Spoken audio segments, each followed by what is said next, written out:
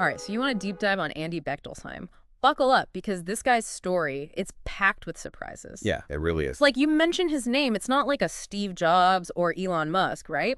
Not a household name. Right. But trust me, in the tech world, this guy is a serious player. Yeah. We're talking billionaire status and a huge hand in shaping the technology that, honestly, we probably use every single day. That's true. So to really appreciate Bechtolsheim, I think you got to understand, it's not just about the companies he founded, but the way he embodies this spirit of Silicon Valley. And it's not necessarily the way you might think. Yeah, how so? He wasn't like this overnight sensation, Yeah. like some flash of brilliance and bam, instant success. Right. His success, it's built on this foundation of years of just relentless work, often starting way before like anyone even knew his name. Okay, so walk us through that, because that's interesting, right? Like, it's not the typical garage to riches story you often hear. No, not at all. So where do we even begin with this guy? Well, let's rewind all the way back to the 1950s. Okay. Bavaria, Germany. Okay. Picture this. Little Andy Bechtolsheim growing up in a house, get this, with no TV. No, seriously. No TV. Instead of channel surfing, he's teaching himself electronics. Can you imagine? I'm like, I can barely go an hour without scrolling through my phone, Exactly. And this wasn't just some, like, surface-level interest either. Okay. We're talking by 16, he designs this whole industrial controller using an Intel 8008 microprocessor. Okay, so for those of us who, like, don't speak tech, what does that even mean? So this is the 1970s, right? Yeah. Like the absolute dawn of the personal computer as we know it. Okay, yeah. And this guy's programming in binary code because software tools, Hmm? practically non-existent back then. This is serious resourcefulness. Talk about being ahead of the curve, right? Like, this is a guy who is clearly destined for big things. Oh, absolutely. And what's even more amazing, I read that he actually made enough money, royalties, from this invention as a teenager to pay for a big chunk of his education. So you're talking sharp engineering mind, Andy, like a savvy businessman, Yeah. all before he's even old enough to vote. Absolutely. Yeah. The signs were all there. He goes on to win a national science competition at 19, studies electrical engineering at the Technical University of Munich. Okay, prestigious. Very much so. Yeah. But there's a hitch. He gets frustrated. Why? What happened? The lack of access to computers. Can you imagine? This is a guy who thrives on technology, and he's being held back by limited resources. It's like being a chef without a kitchen, almost. In a way, yeah.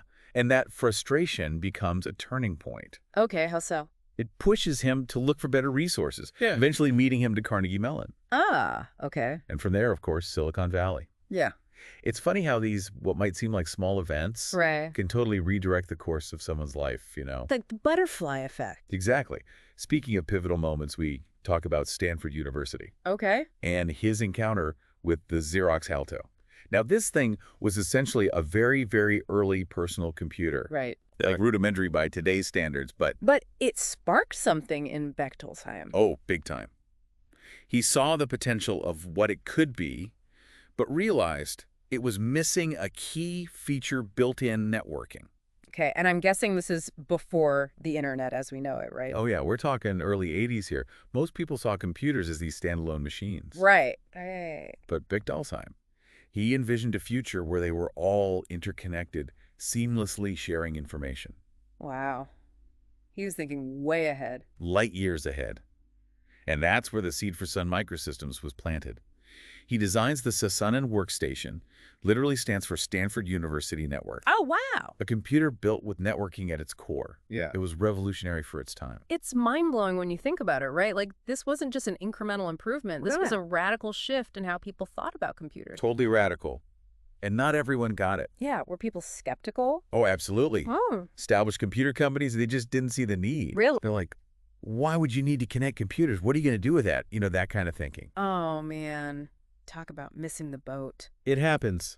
But Bechtolsheim, he wasn't deterred. He knew he was onto something huge. And that's when he teams up with, let's see, Vinod Khosla, Scott McNeely, and Bill Joy. That's the dream team right there. Right. Talk about a power team. And together, in 1982, they form Sun Microsystems. A company that would become synonymous with Silicon Valley innovation? Yeah. And to think, it all started with this guy who grew up without a TV, teaching himself electronics, and then having this vision that most people thought was crazy at the time. It's an incredible story, and we're just getting started. I know, right? Because this is just the beginning for Bechtolsheim. He achieves this massive success with Sun Microsystems, but then... Well, that's what's so fascinating about him. He's got this restless spirit, this drive to keep pushing boundaries. Yeah. He could easily just ridden the wave of Sun's success, but that's not Andy Bechtolsheim. Right, because this is a man who helped lay the foundation for modern computing. Exactly. And for him, it was just the beginning. So then what happens next? So we've got Bechtolsheim, fresh off the success of Sun Microsystems, practically swimming in opportunity. What's the next move? Does he, like, buy a yacht, take a long vacation? Nope, not Bechtolsheim. No. This guy dives right back into the thick of it. Founds Granite Systems in 1995. Granite Systems. Okay, what do they do? They focused on high-speed network switches. Network switches. See, now that doesn't sound quite as exciting as, creating Sun Microsystems. I know, right? Sounds kind of boring on the surface. Yeah. But this was classic Bechtolsheim. How so? He's anticipating this huge need before most people even realized it was a thing. Because back then, having a fast internet connection, that meant something totally different than it does today. Exactly. We take it for granted now. But back then, networking, it was a major bottleneck, like holding everything back. Okay, so explain that. As more people, more businesses came online, the infrastructure just couldn't keep up. It's like trying to cram a whole river through a straw. Bechtolsheim, he foresaw this, right? He knew that as the internet grew, it would demand these exponentially faster and more efficient ways to move data around. And that's where Granite Systems comes in. Bingo. They were all about eliminating those bottlenecks, making the internet faster, smoother, more powerful. So he's essentially building the plumbing for this digital world that's just starting to explode? The perfect analogy. Yeah. And what's amazing is that he didn't just ride the wave of Sun's success. He saw beyond it. Yeah, that's what I find so interesting. Where does that instinct come from? To not just rest on your laurels, but to keep pushing forward. Well, it was a few things, right? His deep understanding of hardware, obviously. Mm-hmm. His experience at Sun, for sure. But also, I think it was this ear-to-the-ground awareness of emerging technologies. So he's not just, locked in his office designing stuff. Oh, no. He was constantly reading research papers, going to conferences, talking to other engineers, just absorbing information like a sponge, connecting the dots. And in those dots, he saw the future of networking. Exactly. And of course, it paid off. Cisco acquired them, right? For a pretty penny, if I remember correctly. Yeah. Just 2 years after founding Granite, Cisco Systems scoops them up for a cool $220 million. See, that's what I'm talking about, $220 million. Most people, myself included, would be pretty content to, maybe relax a little, enjoy the fruits of their labor. Right. But not Andy Bechtolsheim. What's next for this guy? Well, he does spend some time at Cisco, heads up their Gigabit Systems business unit. Why not? You're already there, right? Might as well hang out at one of the world's leading networking companies. Exactly. But the entrepreneurial itch, it never really goes away, does it? This drive to build, to innovate, to create something new, it's too strong. So he goes and starts another company. You know it. This one's called Kelia, and they focused on server technologies. Okay, servers, networking, got it. But here's what's remarkable about Kelia. Bechtolsheim makes this bold decision to incorporate AMG's Opteron processor. And this was a big deal Because at the time, Intel basically ruled the server chip market. Mm-hmm. Like they were the name. Oh, so he's going up against the giant again? This guy, I swear, he never backs down from a challenge. Never.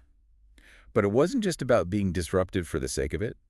The Opteron, it actually offered some real performance advantages for certain applications. Okay. And Bechtolsheim, with his deep technical knowledge, he saw that potential. Fascinating. So what happened with Kelia? Well, remember how much Bechtolsheim valued that collaborative, innovative atmosphere he helped create at Sun Microsystems? Yeah. There's a touch of poetry in what happens next. Okay, you got to tell me. What happens? In 2004, Sun Microsystems, they recognize Bechtolsheim's brilliance. Right. They see the value in Kelia's technology. Yeah, okay. And guess what? They acquire the company. No way. So he ends up back where it all started. Full circle. He returns to Sun, becomes a senior vice president and chief architect. It's like a storybook ending almost. It really is. A testament to his enduring influence in Silicon Valley. But of course, even with return to Sun, Bechtolsheim's entrepreneurial drive, it didn't disappear. No, of course not. While he's there, he actually co-founds another company, another high-speed networking company called Arastra, which later becomes... Arista Networks. You got it. Okay, see, now that's one I actually know. They're huge in cloud computing, right? Exactly.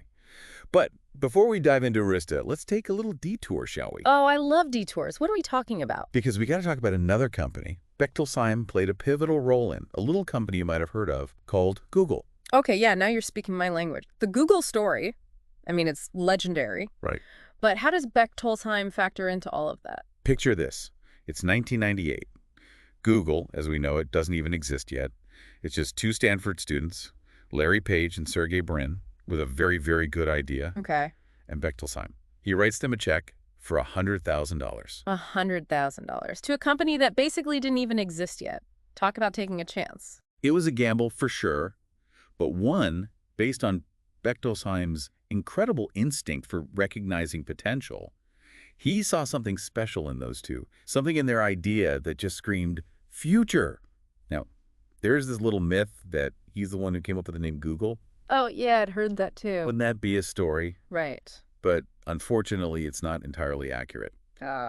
Too good to be true, I guess. But still, his belief in them at such an early stage, that's huge. It's one thing to have a good idea, but to have someone with Bechtolsheim's experience and track record back you up, that's got to give you some serious credibility. Absolutely. It was a huge vote of confidence. And that $100,000, it wasn't just seed money. Yeah. It was like the symbolic gesture, right? It helped launch one of the most influential companies in history. No doubt about it. And speaking of influence, there's another side to Bechtolsheim we haven't even touched on yet. Oh, right. The angel investor. Exactly. Because, you know, building groundbreaking companies wasn't enough. This guy decides, hey, why not help other entrepreneurs do the same thing? Exactly. But he wasn't just writing checks willy-nilly. This was strategic, focused. So what was he interested in? Well, he's dabbled in a bunch of sectors, but he's got this particular fondness for companies involved in something called electronic design automation, or EDA. EDA, okay, break that down for me. What is that? Is that like, you know, interior design, but for electronics? Not quite. Think of it like this EDA is the software that engineers use to design computer chips. Okay. Like the really intricate circuitry that powers basically everything around us. Oh, so it's actually pretty important stuff. Oh, absolutely. It's the foundation for everything. So Bechtolsheim was drawn to this niche. That's kind of unexpected, right? I mean, it seems like a far cry from founding these billion-dollar tech giants.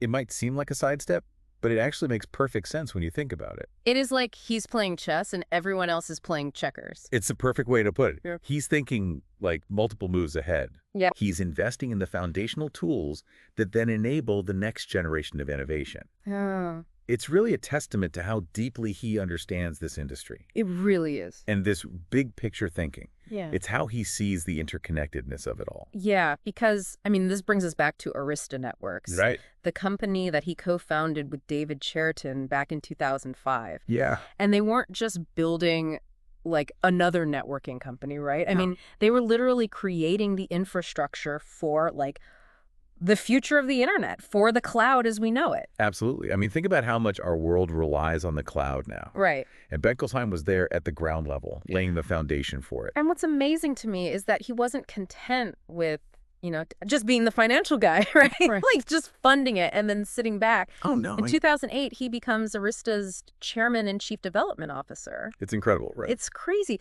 This is someone who, like, has billions of dollars, but he's still in the trenches, you know, driven by that same engineering passion that he had as a teenager. It shows you where his heart is. It really does.